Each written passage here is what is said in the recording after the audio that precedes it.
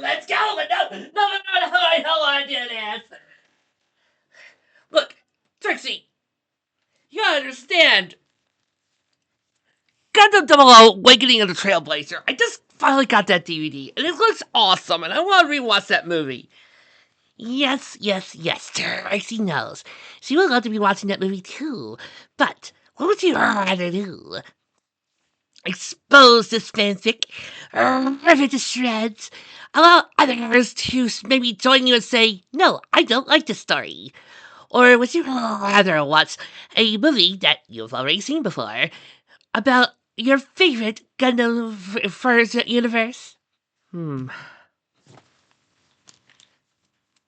Get back here!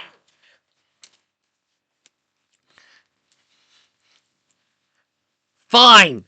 But I swear, I am docking your pay. You don't pay me anything. She's right, you know. I don't pay her anything. Nor do I pay anybody else in the studio. Yeah, speaking of which, will you guys calm down? Chapter 10. Excuse me, folks. Craquelure. Noun. Plural. A cracking, as of a varnish, a color, or enamel on a work of plastic art. Can you spell it? Craquelure.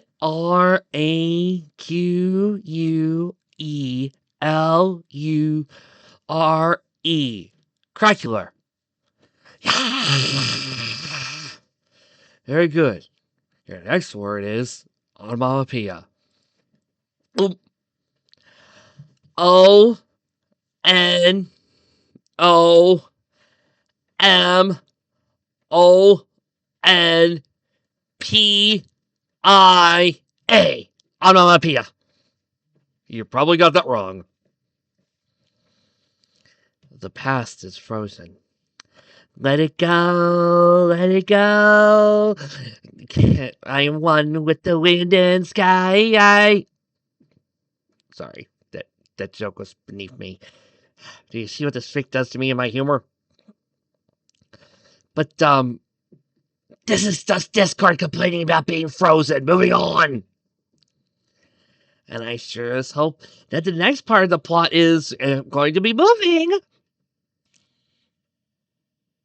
Fic, did you sit down and looked at yourself and said, you know what? I really need 3 separate paragraphs to describe how ponies' homes work. Did you really sit down and look at your masterpiece and thought to yourself, it's just not working unless I describe what ponies' homes are like for each of the 3 individual races? Did you really sit down and look at your vast story and went,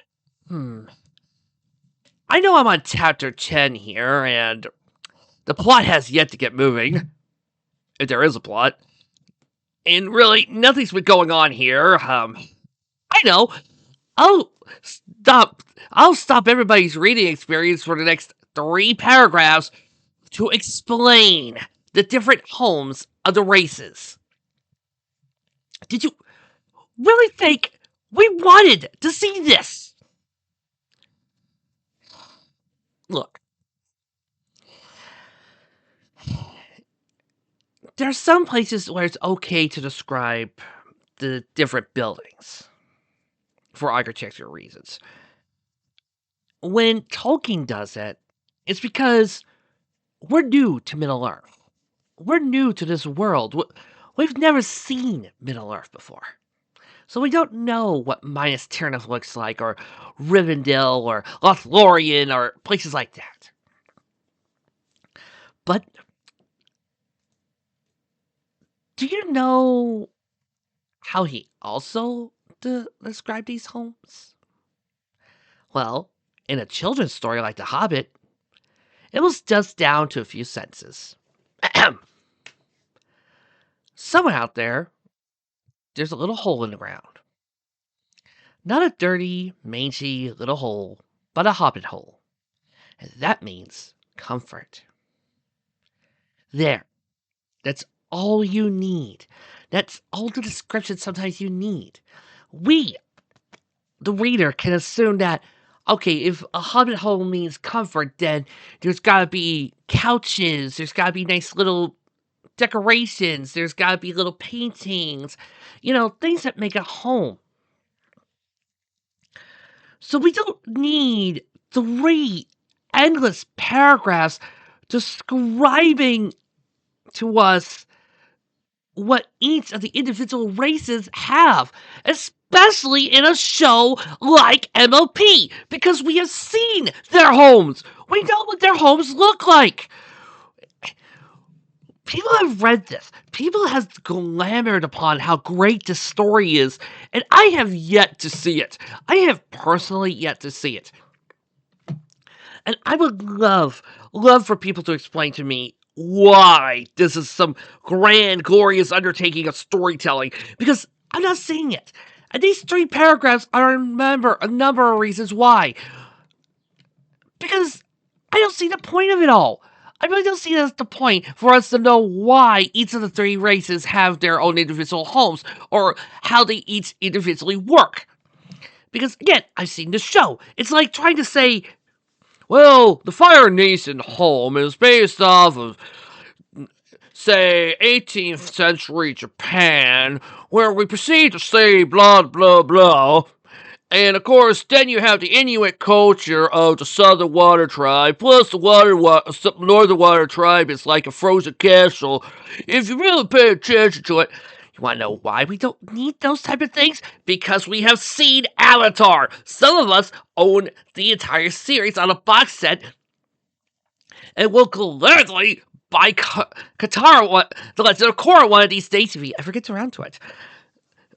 Because we know, we love the show, we are fans of it, so we don't need this. If this was an original story, if this was an original tale with about real ponies, fine. Tell me all about their world and their world building. But not when it's a show we know. What? What's next? You're going to try to sit back and look at It's a Dangerous Business and go, you know, this story's good, but I really would have loved to have known what those halls look like on Roham. Hey, the author may have been crazy, but that guy actually did write a pretty damn good story. It was, as the small stallion said, not particularly large for a castle. The higher team would have fit nicely into a parlor housing center of royal gardens without touching a single border plant, or could be brought into Luna's favorite private bath without doing much more than flooding the 2 neighboring castle wings. But it still had more than a little size to it. The ground floor rang in at roughly 120% of the dimensions for the base of Dr. Gentle's former residence, and it kept on with that upward slant all the way to the roof, plus a single canonical tower to the left, which had, as he squinted, yes, a telescope. But at the base level, slabs of stone. Thick, field-carved planes of rock always held into place and then forced into each other in nasal bracing persistence, which kept the smaller boulders above them, well supported, while simultaneously screaming, "Look what a really big Lockhart lives! Can you match this? I don't think so. By the way, the only reason I didn't keep us up all day was to the top was because some idiot in my family really wanted some stupid windows." Was met at a second glance, this came across as a castle. And at a first one, something sitting on top of a giant stone pimple. Pimple was for occasions. She looked at quiet. He blushed, a tin of froze and gray. I did say it was inherited, right? Twilight fought back the giggle. You mentioned, yes. Oh, good. Placidly, whoever he is. Middle period neoclassical self-importance, right? Actually, I think he was going for a early Canterlot. Look at what strong field I got. And I know, it looks like if I should be able to host all of you and your extended families without having to move a single couch. The problem is, my family's been living here for centuries, and they all added their own touches to the interior. None of them which have permitted to throw away which would distracted my ancestors. Plus, Celestia only knows when we're going to need an armory again. Generation after generation of pony shopaholic hoarders. I've kept the corridors clear, but the place is still one fourth of living space. Three-quarters museum. A tiny side shrug, and I swore I wouldn't make it worse for any pony else, until I discovered I liked furniture. I applaud grants. Appleblack grinned. I've never seen so many little rides and sports fields in my life, and they're all new. See, nodded at the extensive array of equipment, roughly a third of which had been used by a wandering tumble of unicorn Pegasi younglings. That's from you, Mr. Presents, he nodded. Given that we're several hundred years past worrying about needing the space to repel invaders, I thought I could do something a little more practical with it, since I can't really get a park going. Well, the doctor entertains those of his who come by, and I take every pony else. The farmer chuckled. I don't even want to think about how badly you're going to spoil the first one of your own. The unicorn stallion looked away from her, turned his attention to the children. Oh, I've already got my own, all right. Oh, great. Another pedophile! Wait here, two! Why do we have two pedophiles in this fic? I'm not a pedophile. I just really like children. I... Um... I... Got any major words, Mr. Epstein? Nothing. Nothing. I got nothing for this. I'm sorry. I mean, sir, if you got any files we need to know, I would love to have them, sir. No. It's not like that. I just look. My relationship with the kids is something really, really special. All right. I love to get in touch with them and be able to touch their cells and be able to let them bring it. I am not helping my case, am I? Yeah, no, you're not. No, none. Just let me keep going with this, okay? Thank you. And I'd like to thank you for not giving me the obvious voice for my love of children. Thank you for allowing me to have some dignity. I mean, yeah, dude, you're a main character. I'm going to give you dignity with your next line. Thank you. One look at any of the adults, and all the elements found themselves bearing a single piece of nods. Applebot's voice was soft. I didn't mean... The softest of sighs. No, Miss Applejack, you didn't. And you had no way of knowing. And you're not going to apologize for anything because there's no reason to. Wait, is he giving me a... But your guess is correct.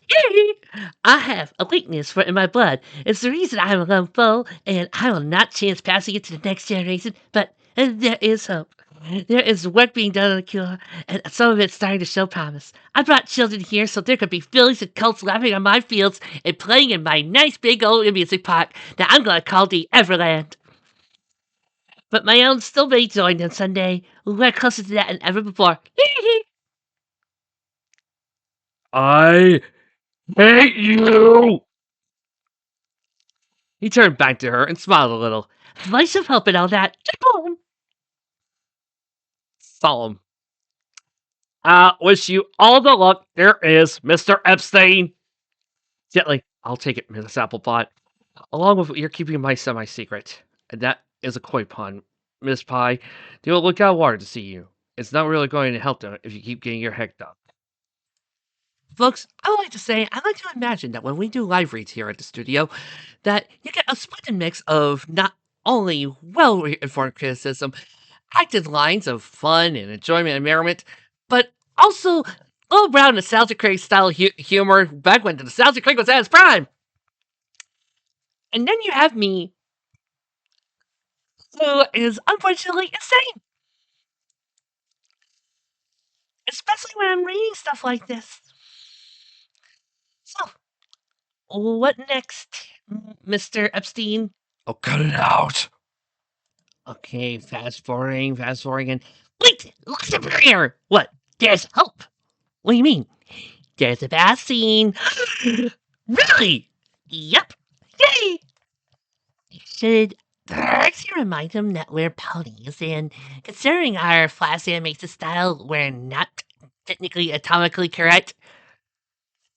God damn it!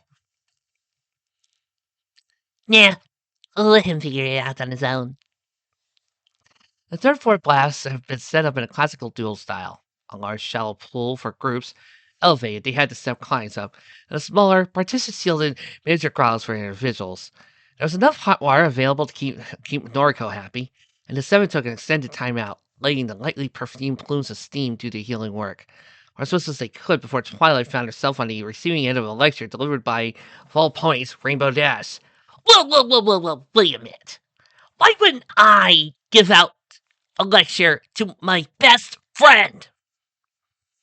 You know, Vic, I'm starting to think you don't like me much. I'm assuming you got something against me. I mean, there's that giant ego speech you talked about me.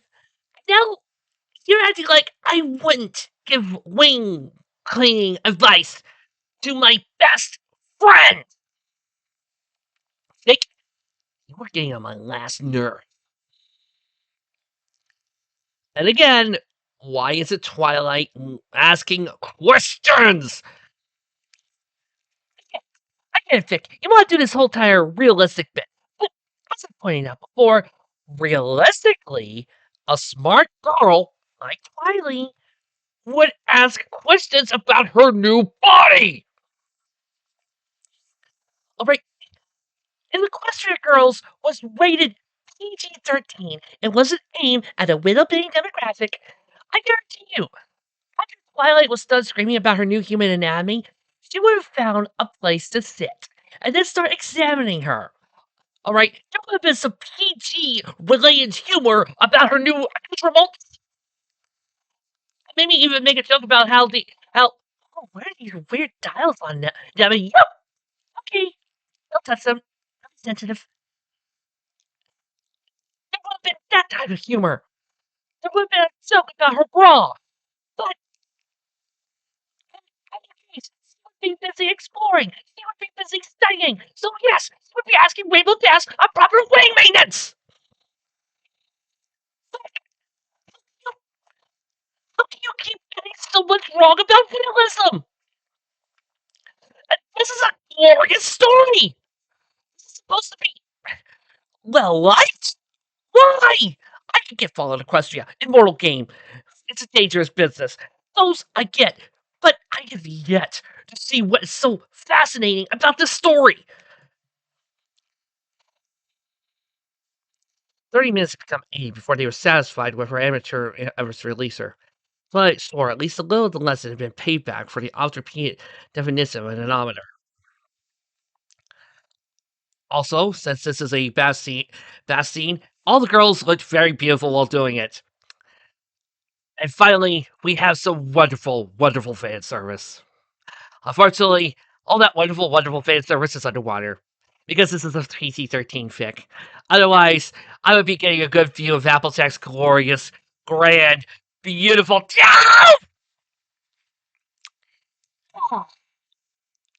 And for a minute there, Trixie thought you would tone down the horniness. Ow. I'm just saying, Trixie, I might finally get an answer to an age-old question I have about Applejack's anatomy, and I've been always curious about. Ah! Well, Steve, it's an apple pot. Yeah, you're right. It is a shame. Trixie's just going to enjoy watching you suffer. Thank you. Ah!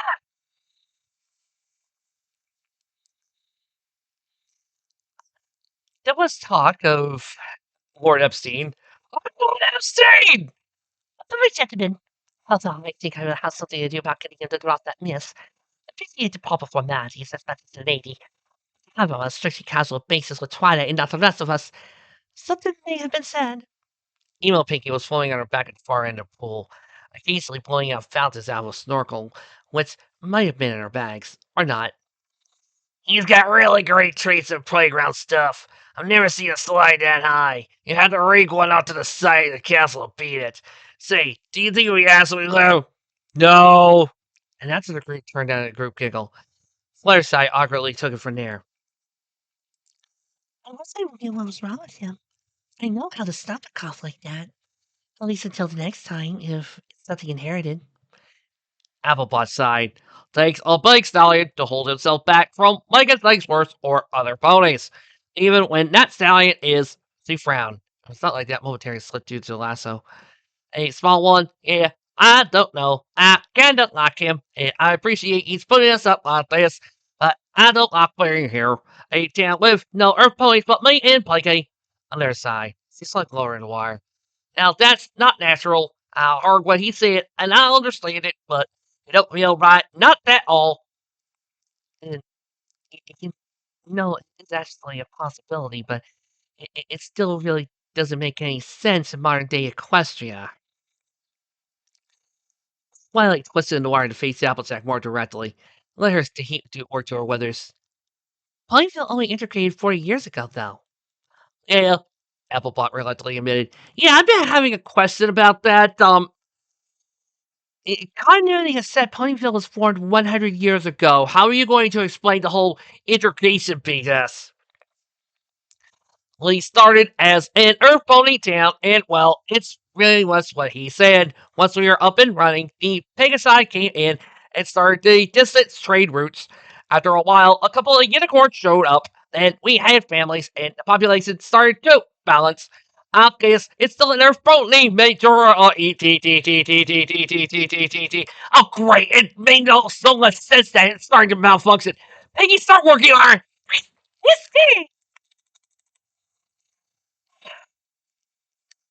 You know, here's the problem with saying that there's just an Earth Pony Town with no Pegasi, something like that, or it takes a while for the integration to work.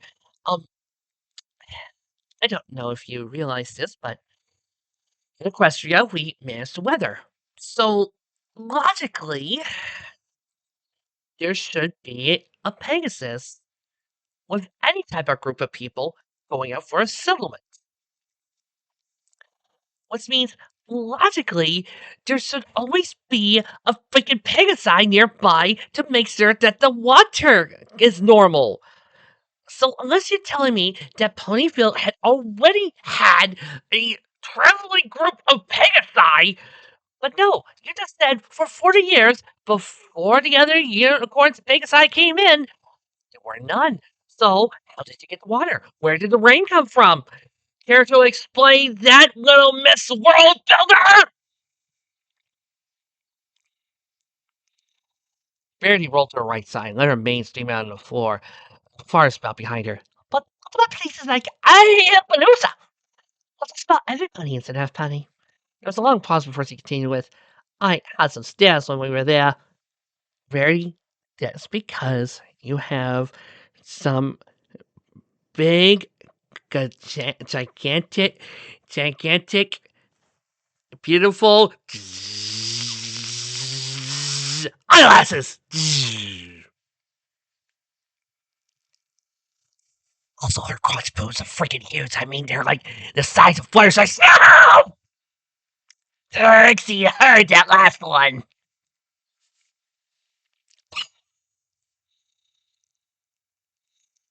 And I know Twilight had hers, sir. That's because they saw it was pierced. Hmm, wasn't expecting Trixie to shock me for that one. What was pierced? Her tongue.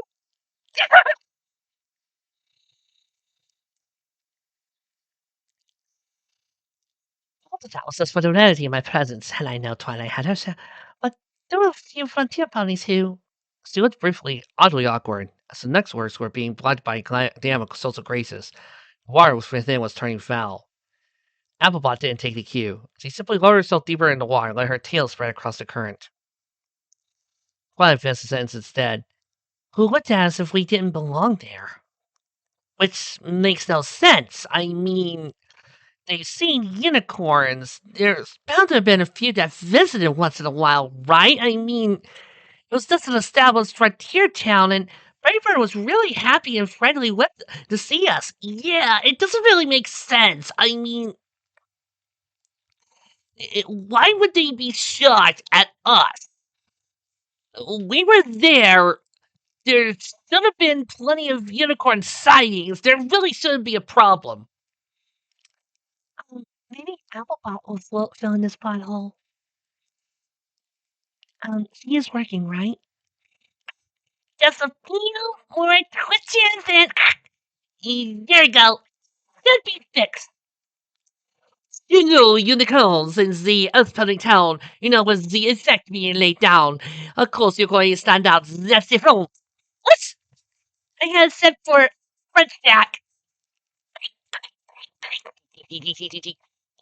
Our stack. Ow. How is that different from us being here as the only two Earth boys in a unicorn town?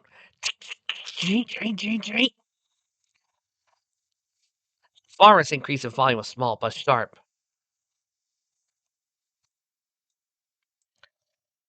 Så gissa upp och det är väl uppe i bitte. Han följer mitt butterfläsk. Ich mein mir aus min hatten das nicht mit der Lesson. Ich literally listen. They're like I brushing und dann das ist gehen und tak ein paar drin und der Leute wird bändigen.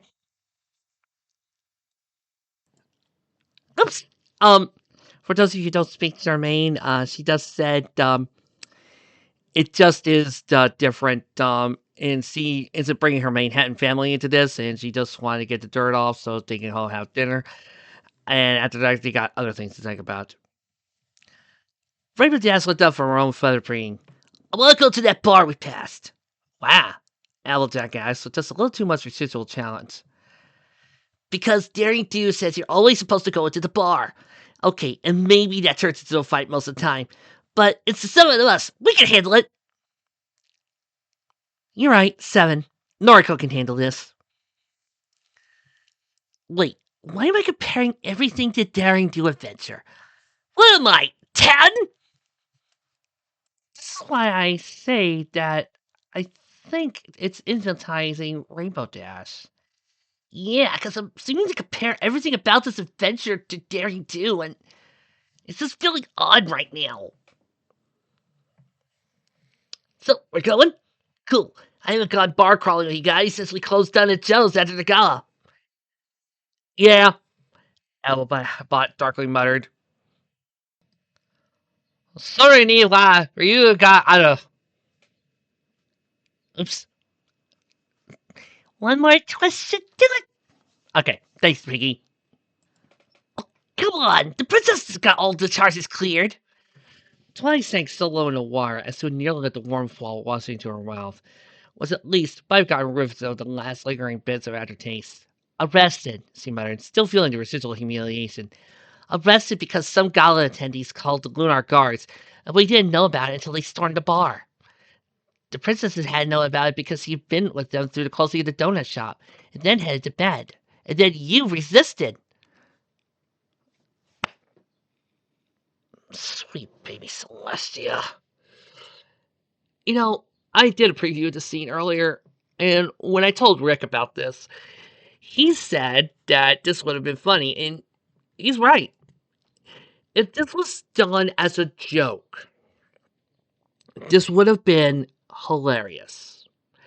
It would have been more hilarious if Celestia had gotten arrested too, and Luna would make fun of her for it.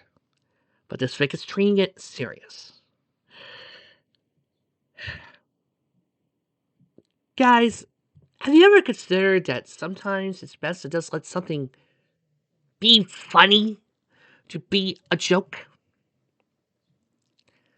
Like, are you really telling me that you're looking at all these nobles and thinking, oh, those poor nobles, they're getting wrecked. They were expecting a party. Instead of laughing at our main characters being goofballs. Guys, it's a fun joke with a good moral at the end.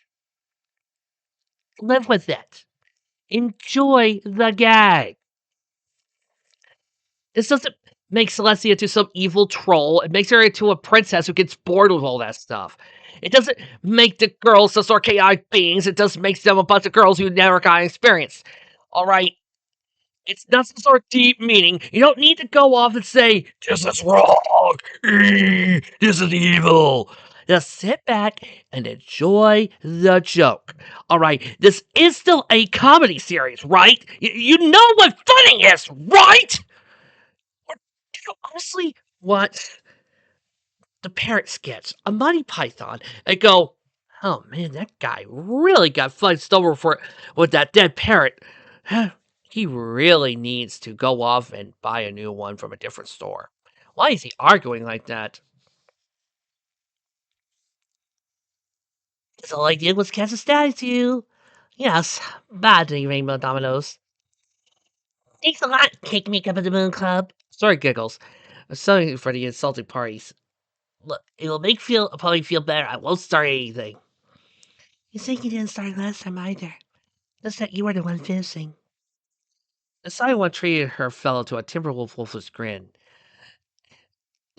What suggested the only thing she personally might have liked more than loops was loopholes. Let's try out the gully, okay? I really want to see what our host is going to do for the Ellen Bears and the princess. Latone suggested that the food would be coated with edible gold. Besides, Clay has to teach the doctor about his own trick works. Good thing he doesn't have feathers to clean. And that deadly was fully sunk in twilight with a snoot full of water. It did nothing for the aftertaste. You're not missing much for the rest of this chapter. We've got our OC disappearance popping up.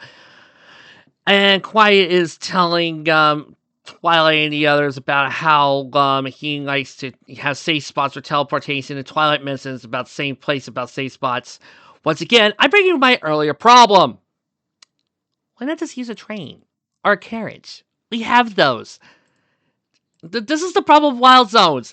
Trains and carriages exist. We have those. Why do we have to worry about these wild zones when we have adequate modes of transportation?